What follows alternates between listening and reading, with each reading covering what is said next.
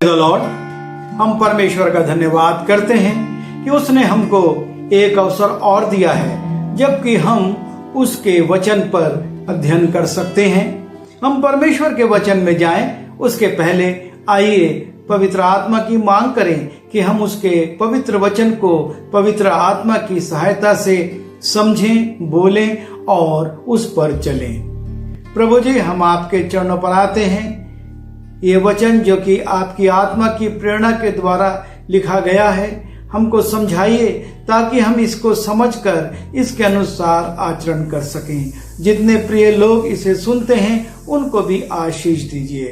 बिनती यीशु मसीह के नाम से मांगता हूं, आमीन। वर्तमान में जब हम देखते हैं और जो परिस्थितियां हैं उसमें आज के दिनों में एक बहुत बड़ी समस्या आ गई है और वो है कर्जदारी की। आज अधिकांश लोग कर्ज में हैं और परिस्थितियां बदलने के कारण उनकी योजनाएं ध्वस्त हो गईं और वो उस कर्ज को चुकाने में अपने आप को असमर्थ पा रहे हैं। और तब ऐसी परिस्थितियों में बहुत से दुखद समाचार भी सुनने को मिलते हैं कि कितने लोग निराश हताश होकर गलत निर्णय ले लेते हैं और अपने शरीर को, अपने जीवन को समाप्त कर देते हैं। लेकिन बाइबल में हर एक चीज का उल्लेख है और परमेश्वर ये चाहता है कि ऐसी विपरीत परिस्थितियों में भी हम अपने जीवन को हानि ना पहुंचाएं, लेकिन उनसे निकलने के लिए रास्ता ढूंढें। जब हम दूसरा राजा उसके 4 अध्याय के पहले 7 पदों में जाते हैं, वहां पर एक स्त्री का उल्लेख है जिसका पति मर चुका है और उसका पति बहुत सा कर्ज छोड़कर चला गया था। और तब जिसने कर्ज दिया था वो आता है कि इस स्त्री के दोनों पुत्रों को अपना गुलाम बना ले, और इस रीति से वो स्त्री अपने आप को बड़े संकट में पाती है। पति मर चुका है और दोनों बेटे गुलामी में जाने वाले हैं। और ऐसी विपरीत परिस्थिति में ये स्त्री के लिए लिखा है, भविष्यवक्ताओं के चेलों की पत्नियों में से एक स्त्री ने एलिशा की दुहाई देकर कहा, तेरा दास मेरा पति मर गया और तू जानता है कि वो यहोवा का भय मानने वाला था और जिसका वो कर्जदार था वो आया है कि मेरे दोनों पुत्रों को अपने दास बनाने के लिए ले जाए। और यहां पर हम देखते हैं कि ये स्त्री जो कि परमेश्वर के एक दास की पत्नी थी, वो विकट समस्या में है। उसके घर में वो व्यक्ति आया हुआ है जिससे उसके पति ने कर्ज लिया था और वो उसके दोनों पुत्रों को ले जाने की तैयारी में है। और तब ये स्त्री एलिशा की दुहाई देती है। वो एलिशा के पास आती है और उसको अपनी समस्या बताती है। और इस घटना में हम जो सबसे पहले सबसे महत्वपूर्ण बात देखते हैं और वो ये है कि अपनी विपरीत परिस्थितियों में हम किसके पास जा रहे हैं। हर एक के जीवन में कभी ना कभी किसी ना किसी दिन एक विपरीत परिस्थिति आ जाती है जिसके लिए वो तैयार नहीं रहता। और ऐसी विपरीत परिस्थिति में वो जब अपने आप को पाता है, वो समझ नहीं पाता कि अब मैं क्या करूं, मैं किसके पास जाऊं। और यहां पर यह स्त्री भी एक विकट समस्या में है और इस विकट समस्या में वो एक निर्णय लेती है कि मैं परमेश्वर के दास के पास जाऊंगी। आज समस्याओं में हम किस प्रकार के निर्णय लेते हैं? संसारिक लोगों के पास जाते हैं या परमेश्वर के लोगों के पास? संसारिक लोगों के पास अधिकांश लोग जाते हैं। कोई वकील के पास जाता है, कोई किसी सलाहकार के पास जाता है, कोई रिश्तेदारों के पास जाता है और कोई अन्य उपाय करता है कि अपनी इस विकट स्थिति में उस व्यक्ति से सहयोग लेकर वो निजात पा सके। लेकिन परमेश्वर का वचन कहता है, मनुष्य पर भरोसा रखना मिस्र पर भरोसा रखने के समान है। जब हम मनुष्यों की ओर ताकते हैं, जब हम मनुष्यों की ओर देखते हैं, हमारे जीवन में समस्याओं का अंत नहीं होता, लेकिन और विकराल रूप आ जाता है और समस्याएं खड़ी हो जाती हैं, क्योंकि मनुष्य जो है वो तत्कालिक बातों को देखकर सलाह देता है, तत्कालिक लाभ को देखकर सहयोग देता है। और इसलिए जब समस्याएं आती हैं, जब परेशानियां आती हैं, हमको इस बात पर सोचना है कि हम किसके पास जाएं। एलीशा कोई बहुत धनाढ्य व्यक्ति नहीं था, लेकिन वो परमेश्वर का दास था। और ये स्त्री जो कि एक परमेश्वर की दास की पत्नी थी, वो इस विकट स्थिति में एलीशा के पास अर्थात परमेश्वर के दास के पास आती है कि मैं अब क्या करूं, मेरे बेटे भी गुलामी में जाने वाले हैं, हम पर कर्ज है, अब मैं क्या करूं। और वो इस रीति से अपना भरोसा मनुष्यों पर नहीं लेकिन परमेश्वर पर प्रकट करती है। वो परमेश्वर के दास के पास आती है जो कि उस समय परमेश्वर का प्रतिनिधित्व कर रहा था, जिसके माध्यम से वो परमेश्वर से पूछ सकती थी कि इस विकट परिस्थिति में मैं क्या निर्णय लूं, मैं क्या करूं, मैं किसके से सहायता लूं। और तब वो आती है और लिखा है कि वो एलीशा की दुहाई देती है, एलीशा से कहती है, और एलीशा भी उसको भगा नहीं देता। एलीशा उसकी समस्या को सुनता है और सुनने के बाद उससे कुछ प्रश्न करता है। एलीशा कहता है दूसरे पद में, एलीशा ने उससे पूछा, मैं तेरे लिए क्या करूं? मुझसे कह कि तेरे घर में क्या है। एलीशा पूछता है कि इस विकट परिस्थिति में मैं क्या कर सकता हूं या क्या करूं, और तू मुझको बता कि तेरे घर में अभी क्या चीज उपलब्ध है। एलीशा उसको प्रेरित करता है कि पहले वो अपने दृष्टि अपने संसाधनों पर लगाए, उसके पास क्या है इस बात पर वो सोचे, चिंतन करे। और इसलिए वो पूछता है कि तेरे घर में क्या है, तू मुझको बता कि तेरे पास क्या है। और वो चीज थोड़ी भी हो सकती है और वो चीज ज्यादा भी हो सकती है। और एलीशा जब उससे पूछता है, वो स्त्री अपने मन में सोचती होगी कि मेरे घर में क्या है, मैं इसको क्या बताऊं। और तब वो कहती है, उसने कहा, तेरी दासी के घर में एक हांडी तेल को छोड़ और कुछ नहीं है। उस स्त्री के पास एक हांडी में तेल है। और जब एलीशा उससे पूछता है, तू मुझको बता तेरे घर में क्या है, वो अपने दृष्टि को घुमाती है, वो अपने विचार में अपने घर को लाती है और सोचती विचारती है कि उसके पास क्या है। और तब वो कहती है, मेरे पास एक हांडी में तेल है।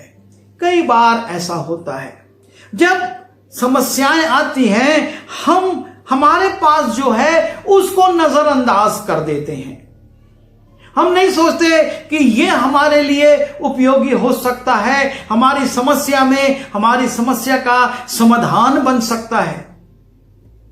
और जब हम परमेश्वर के पास जाते हैं, परमेश्वर के लोगों के पास जाते हैं, उनसे निवेदन करते हैं कि हमारे लिए उपाय कीजिए, हमारे लिए प्रार्थना कीजिए, परमेश्वर के लोग परमेश्वर की प्रेरणा से हमको उत्साहित करते हैं कि हम अपने संसाधनों पर, हमारे पास क्या है उस पर विचार करें। और यह स्त्री जानती थी, उसने अपने घर में देखा होगा, लेकिन उसने कभी उसको तवज्जो नहीं दी, उस पर ध्यान नहीं दिया कि मेरे घर में एक हांडी तेल है, क्योंकि एक हांडी तेल की कीमत कितनी होगी और उसके ऊपर कर्जा तो बहुत ज्यादा था। लेकिन जब परमेश्वर का दास उससे पूछता है कि मुझको बता कि तेरे पास क्या है, तू अपनी कंगाली को बता रही है, तू अपनी कर्जदारी को बता रही है, तू अपनी समस्या को बता रही है, लेकिन तू ये भी बता कि इन विपरीत परिस्थितियों में तेरे पास क्या है। और ये महत्वपूर्ण बात है। ना सिर्फ हम परमेश्वर के पास जाएं, परमेश्वर के दासों के पास जाएं, अपनी समस्या उनके सामने रखें, लेकिन हम इस बात को भी देखें कि हमारे पास आज भी परमेश्वर का दिया हुआ क्या है। परमेश्वर ने आपको और मुझको कुछ ना कुछ दिया है और परमेश्वर चाहता है कि हम उन चीजों पर ध्यान करें, उनकी ओर देखें। और इसलिए एलीशा उससे कहता है, पहले तू मुझको ये बता कि तेरे घर में क्या है। और तब वो कहती है कि मेरे पास एक हांडी तेल को छोड़ और कुछ नहीं है। और तब एलीशा वहीं से शुरू करता है। एलीशा उसी एक हांडी तेल से शुरू करता है और स्त्री को आज्ञा देता है। उसने कहा, तू बाहर जाकर अपनी सब पड़ोसिनों से खाली बर्तन मांग ले आ।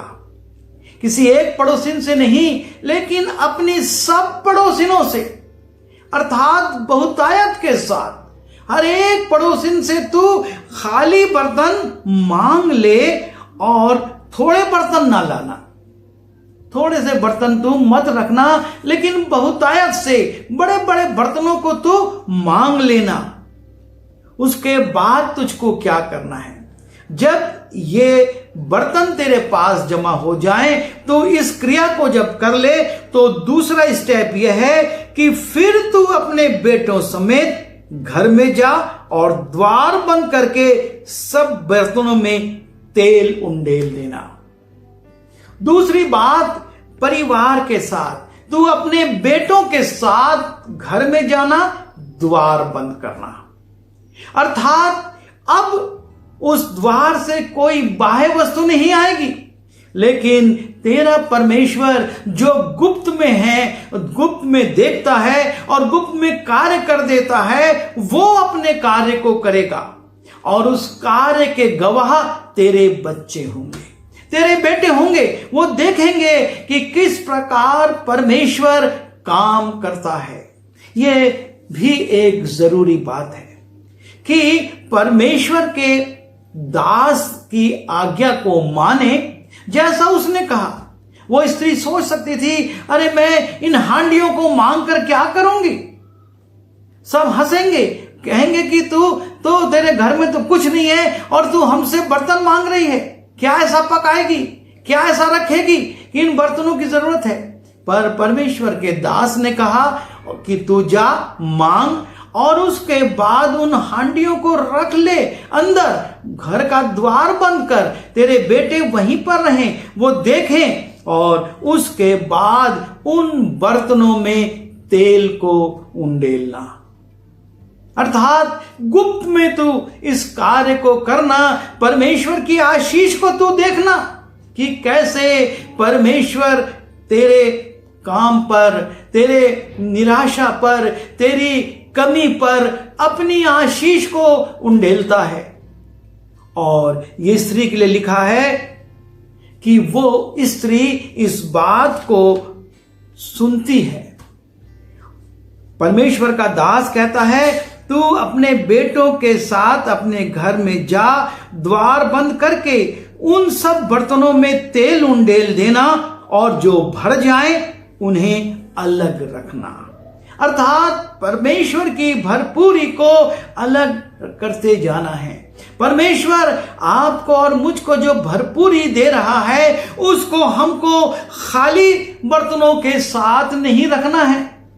परमेश्वर की भरपूरी को हमको अलग रखना है, क्योंकि वो दिखाएगी कि किस प्रकार से परमेश्वर ने आपको और मुझको आशीषित किया है। और वो कहता है जो बर्तन भरता जाए उसको अलग करते जाए, उस भरपूरी को तो एक तरफ रखती जा। और जब ये बात एलीशा इस स्त्री से कहता है, एलीशा की बात को ये स्त्री स्वीकार करती है। वो उससे बहस नहीं करती कि ऐसे क्या होगा और मैं उतने से तेल को सब बर्तनों में उंडेलूंगी तो और वो बिखर जाएगा। लिखा है तब वो उसके पास से चली गई और अपने बेटों समेत अपने घर जाकर द्वार बंद किया। तब वे तो उसके पास बर्तन लाते गए और वो उंडेलती गई। स्त्री एलीशा की बात पर, उसकी आज्ञा पर भरोसा करती है, अपने घर चली जाती है, बर्तन जमा करती है, दरवाजे बंद करती है और अपने बेटों के साथ उस काम को शुरू करती है जो एलीशा ने कहा है। जो आज्ञा दी गई, जैसी आज्ञा दी गई वैसे ही जब किया जाता है तो आशीष आती है। यह स्त्री लापरवाही नहीं करती है, बर्तन बहुतायत से जमा करती है और जैसा कहा गया द्वार बंद कर, द्वार बंद करती है। अपने बेटों को साथ में रखना, बेटों को साथ में रखती है और खाली बर्तन आते जाते हैं और वो उसमें तेल उंडेलती जाती है। और इस रीति से वो परमेश्वर के दास के वचन पर अपने विश्वास को प्रकट करती है। कई बार हमारे जीवन में परमेश्वर के लोग ऐसी बातें कहते हैं जिनमें हमारी तर्क विद्या हमको कहती है ये करना बेकार है, लेकिन परमेश्वर अपने लोगों से जो बुलवाता है परमेश्वर उसके अनुसार कार्य करता है।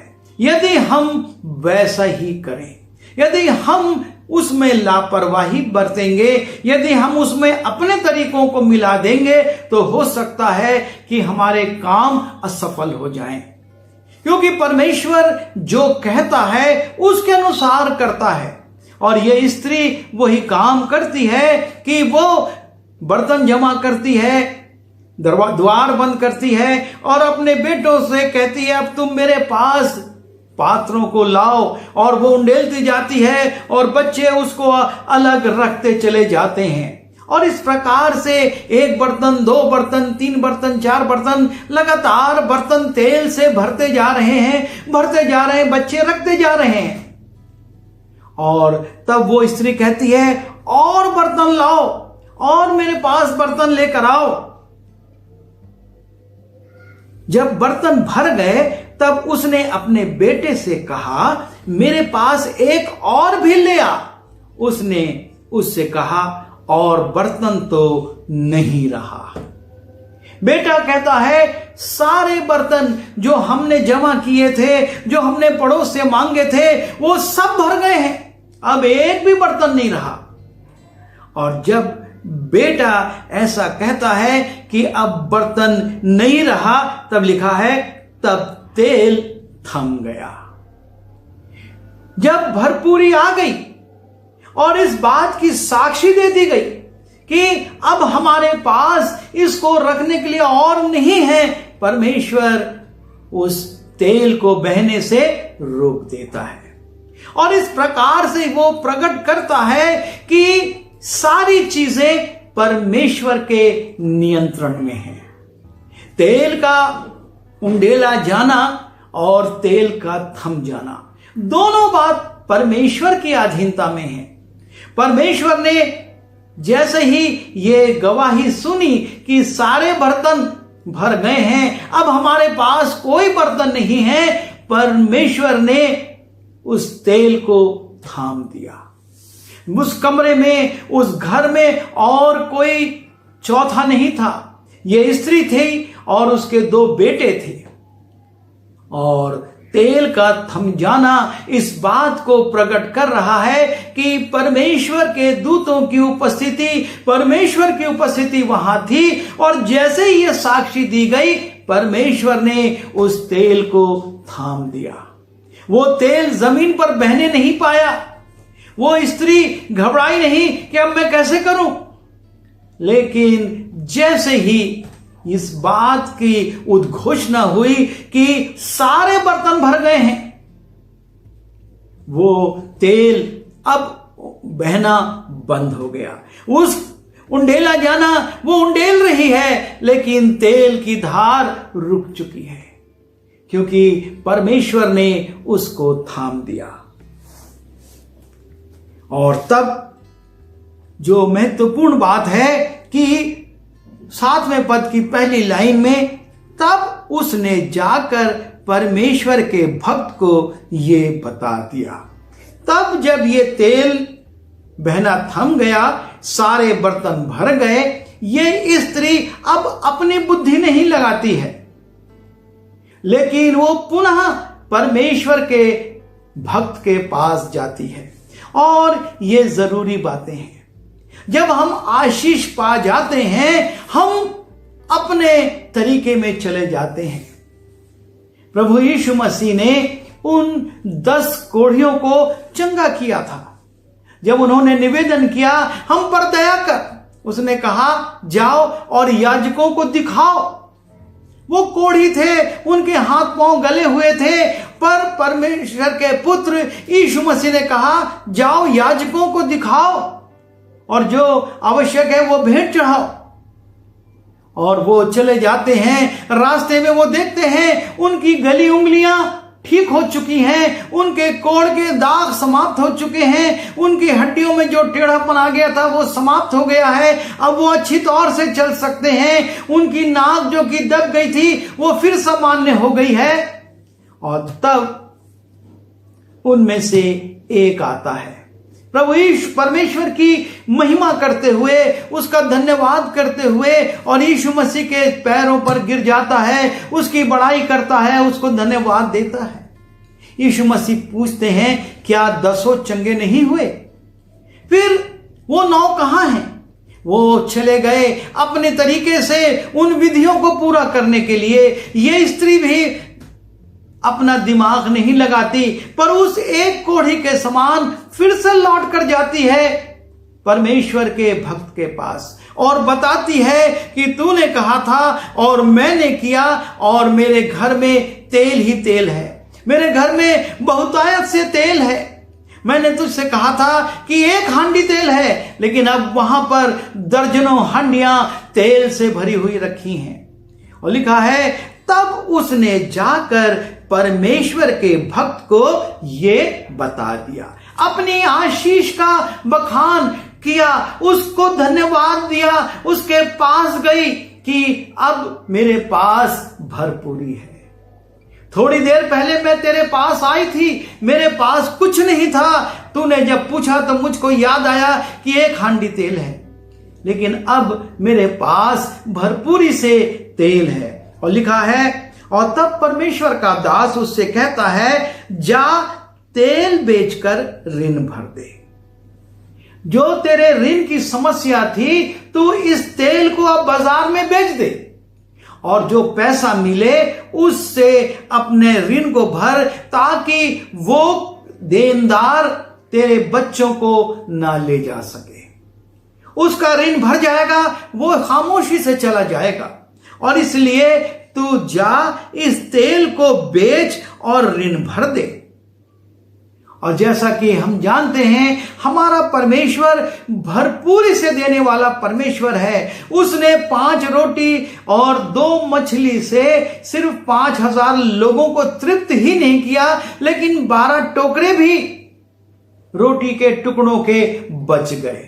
और यहां पर भी यही हो रहा है। वो कहता है कि जा तेल बेचकर ऋण भर दे और जो रह जाए उससे तू अपने पुत्रों सहित अपना निर्वाह करना। अर्थात ऋण देने के बाद भी तेरे पास बहुत सा तेल बचने वाला है, उसको भी बेचकर पैसा रख ले और अपने बच्चों का निर्वाह कर। परमेश्वर ने उसकी समस्या का समाधान ही नहीं किया, उसके कर्ज को ही नहीं मिटाया, लेकिन उसके भविष्य के लिए भी प्रबंध कर दिया कि तू जा अपने पुत्रों सहित अपना निर्वाह करना उस पैसे से जो तेल बच गया है और तेरे वो काम आएगा। हमारा परमेश्वर जब हम अपनी समस्या को लेकर उसके पास आते हैं, जब हम अपनी समस्या को संसारिक लोगों के पास नहीं लेकिन परमेश्वर के लोगों के पास लाते हैं, उसका समाधान करता है। हमारे ऋण बड़े हो सकते हैं, हमारे ऋण छोटे हो सकते हैं, हमारी समस्या बड़ी हो सकती है, हमारी समस्या छोटी हो सकती है, लेकिन परमेश्वर के पास जब वो लाई जाती है, चाहे छोटी समस्या हो चाहे बड़ी समस्या हो, चाहे छोटी बीमारी हो चाहे बड़ी बीमारी हो, चाहे कोढ़ से गल गए उंगलियां हो, शरीर हो और चाहे सामान्य सर्दी जुकाम हो, लेकिन जब हम अपनी समस्या को अपने परमेश्वर के पास, उनके लोगों के पास लेकर आते हैं, अपनी समस्या का बखान करते हैं, परमेश्वर हमको स्मरण कराता है कि हमारे पास क्या है, हमारे पास क्या है, और हम उसका उपयोग करके अपनी समस्याओं का समाधान पा सकते हैं। इस स्त्री ने उस एक हांडी तेल के लिए सलाह ली और उस एक हांडी तेल से इतना तेल हो गया कि ना सिर्फ उसका कर्ज समाप्त हो गया, लेकिन आने वाले दिनों के लिए उसके और उसके बेटों के लिए पैसा भी बच गया। परमेश्वर इसी रीति से काम करता है और ये जो बाइबल में वर्णन है ये इसीलिए है कि हमारे विश्वास को बढ़ाएं। जब हम इन परिस्थितियों में हो, जब हम इन समस्याओं में हो, हम देखें कि परमेश्वर के लोगों ने क्या करा और परमेश्वर ने किस रीति से उनके लिए द्वार को खोला। इस स्त्री को बाहर कहीं नहीं जाना पड़ा, इसी के घर से, इसी की चीज से, इसी की समस्या हल हो गई और भरपूरी आ गई। जो विलाप करते हुए परमेश्वर के दास के पास आई थी वो आनंद से लौटी होगी और अपने बच्चों के साथ आनंद से वो जीवन व्यतीत कर रही होगी। करा सिर्फ उसने ये कि अपनी समस्या को लेकर वो परमेश्वर के दास के पास आई। परमेश्वर ये चाहता है हम अपनी समस्याओं को अपने प्रभु के सामने रखें। हम मिस्र पर भरोसा ना रखें, हम मनुष्यों पर भरोसा ना करें, हम उनका सहारा ना लें, हम उनकी सलाहें ना लें, लेकिन परमेश्वर के लोगों के पास जाएं और तब जो रास्ता परमेश्वर दिखाएगा, जो रास्ता परमेश्वर के दास परमेश्वर की आत्मा की प्रेरणा से बताएंगे, वो अद्भुत होगा और उसमें सफलता होगी और उसमें हमारी समस्या का समाधान होगा। ये स्त्री जो कि कर्ज में डूबी थी, कर्ज मुक्त हो गई। जो समस्या में डूबी थी, समस्या मुक्त हो गई। जो कि अपने आप को अकेला समझ रही थी कि अब उसके बेटे भी नहीं रहेंगे और वो भी गुलामी में चले जाएंगे, वो स्वतंत्रता में आ गई। अब वो किसी की गुलाम नहीं है। प्रभु आपको, मुझको यही आशीष देना चाहता है, बशर्ते हम अपने जीवन में प्रभु को प्रथम स्थान दें, उसकी लोगों के द्वारा या उसके वचन में दी गई आज्ञा का जैसा उसने कहा वैसा ही पालन करें, और जब आशीष पालें तो हम संसार में ना चले जाएं, फिर से परमेश्वर और उसके लोगों के पास आएं, धन्यवाद दें, अपनी बात को बताएं, अपनी उपलब्धि को बताएं, और तब प्रभु भरपूरी से हमारे जीवन को आशीषित करेगा। आइए हम प्रार्थना करें। प्रभु जी, हम धन्यवाद देते हैं इस स्त्री के लिए जो अपनी समस्या में एलिशा के पास आई और उसने जो सलाहें पाई उसके अनुसार कार्य किया और आशीषित हुई और उस कर्ज से छुटकारा पाई जो कि उसके जीवन के लिए बहुत भारी था। आज इस संसार में रहते हुए इन विपरीत परिस्थितियों में, जबकि महामारी के कारण लोग परेशान हैं, आंधी तूफान के कारण लोग परेशान हैं, उनके जीवन में समस्याएं हैं, उनके जीवन में कर्ज आ गए हैं, वो भी प्रभु जी इसी रीति से आपके चरणों पर आए, अपनी समस्याओं को रखें और आपसे मार्गदर्शन लेकर आपका धन्यवाद करते हुए अपनी समस्याओं पर विजयी हों। प्रभु, हम सब की सहायता कीजिए ताकि हम एक दूसरे को आत्मिक सलाहें देने में पीछे ना रहें, लेकिन एलिशा के समान सलाह दें और हमारे लोग सफल हों। बिनती यीशु मसीह के नाम से मांगता हूं, आमीन। आइए आशीष ग्रहण करें। अब जो तुम्हें ठोकर खाने से बचा सकता है और अपने सिंहासन के सामने निर्दोष और निष्कलंक करके खड़ा कर सकता है, उस अद्वैत पिता परमेश्वर का अनुग्रह, प्रभु यीशु मसीह का प्रेम और पवित्र आत्मा की सहभागिता हर एक उसके साथ जो अपनी समस्याओं को लेकर परमेश्वर के पास आते हैं, प्रभु यीशु मसीह के दूसरे आगमन तक बनी रहे। आमीन।